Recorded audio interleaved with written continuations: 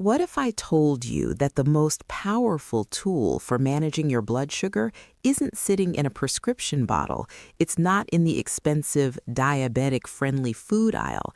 It is likely sitting in your kitchen tap right now. But, and this is the part that ruins people's health, you are using it wrong. I know how that sounds. You're thinking, I've been drinking water my whole life. How hard can it be? But let me ask you a question. Do you wake up, check your numbers, and see a spike even though you didn't eat anything bad last night? Do you feel exhausted even though you slept 8 hours? Do you feel like you were doing everything right, measuring portions, taking the metformin, walking the neighborhood, and your A1C just won't budge? It is frustrating. It is heartbreaking. I see it every single day. People who are fighting a war against their own bodies and losing, not because they aren't trying, but because they are missing the foundation. Here is the secret that nobody tells you. If you are over 60, your relationship with water has to change completely. If you drink water like a 20-year-old, you will struggle with your blood sugar, period. Today, I'm going to walk you through a specific hydration protocol. We call it the H3 method. It has helped patients drop their morning fasting numbers by 20 points without changing a single pill. But you have to follow the specific timing and the specific ingredients. First, we need to talk about why this is happening. Why is your body betraying you? When you cross the threshold of 60, 3 invisible things happen. 1, your cells become resistant to insulin. 2, your kidneys stop filtering sugar as fast. But 3, and this is the killer, your thirst mechanism breaks. You can be clinically dehydrated, your blood can be thick like syrup, and your brain will not tell you that you are thirsty. You might not feel dry, but inside, at the cellular level, it is a drought. And here's the math. Even mild dehydration, just 2% below where you should be, can raise your blood sugar by 10 to 15 points. If your blood is thick, the insulin cannot travel. It's like trying to swim through mud. I had a patient, let's call him Gerald, 68 years old. He came to me almost in tears. He pulls out this notebook, pages and pages of numbers. He says, look, I eat the same oatmeal, I take the same pill. One day it's 130, the next day it's 180. Why? I asked him one question. Gerald, walk me through your morning. He says, I wake up, check my sugar, make a pot of coffee, read the paper. Then about an hour later, I eat and take my meds with a sip of water. That right there was the problem. He went 8 hours sleeping, no water, then another hour awake, no water, just coffee, which dehydrates you more. He was starting his day in a massive deficit.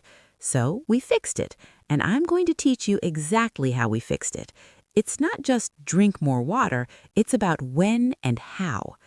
Here are the 3 biggest mistakes you are likely making right now. Mistake number 1, you wait until you're thirsty. If you wait until you're thirsty, it is too late. The spike is already happening. Mistake number 2, you chug water. You realize you haven't drank all day, so you down a huge glass. Your body cannot absorb that. It can only process about 1 cup every 15 minutes. The rest, you just pee it out. It never hydrates the cell. Mistake number 3, and this is the controversial one, you are drinking ice water. I know it feels good, but when you drink ice water, especially before a meal, you constrict the blood vessels in your stomach. When those vessels shrink, insulin cannot get to the stomach lining to do its job. You want your blood vessels wide open. You want flow. So here's the protocol, the H3 method. If you have a pen, write this down. This is your new prescription. Timing point number 1, the morning jumpstart. The moment your feet hit the floor, before the coffee, before the news, before you brush your teeth, you need 12 ounces of warm water. Not hot, not cold, warm. But water alone isn't enough. You are going to add 2 things. First, a tiny pinch of sea salt. I'm talking the tip of a butter knife. Why? Because you need electrolytes, sodium, magnesium, potassium, to actually pull that water into the cell. Without salt, the water just runs right through you. Second, a squeeze of lemon, about half a teaspoon. Here is the science. When you wake up, your cortisol, your stress hormone, is spiking. That is natural. But cortisol tells your liver to dump sugar into your blood. That is the dawn phenomenon. The warm water, salt, and lemon signal your adrenal glands to calm down. It blunts that cortisol spike. It prepares your stomach.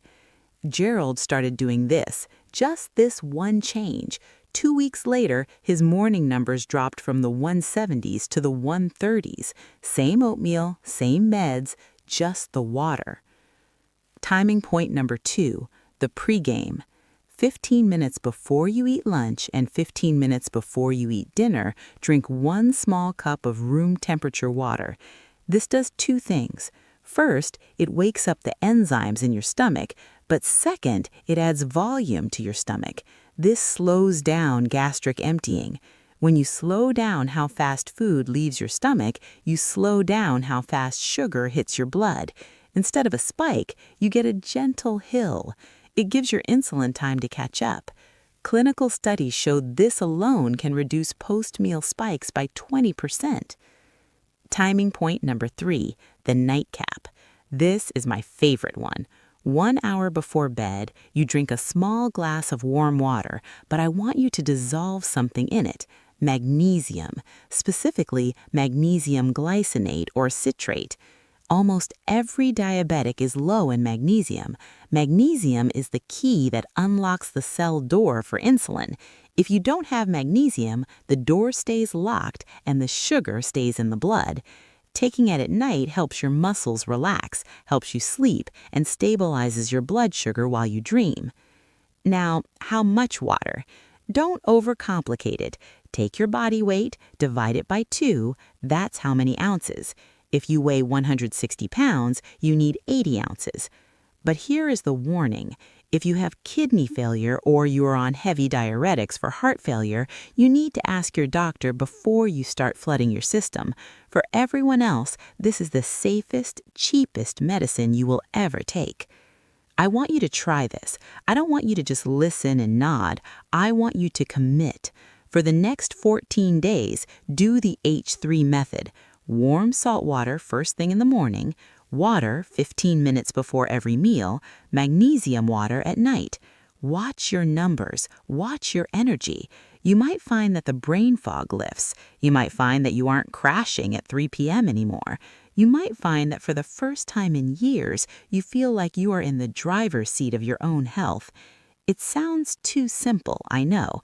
We want the solution to be a fancy pill or a complex surgery, but sometimes the solution is just giving your body the basic tools it's been screaming for. Your blood is a river. If the river runs dry, the boat gets stuck. Fill the river. If you're going to try this, I want to know. I want you to prove it to yourself because you deserve to not feel like a victim of your blood sugar. You deserve to live your life. Start tomorrow morning. Warm salt water. Pinch of salt. Let's get those numbers down.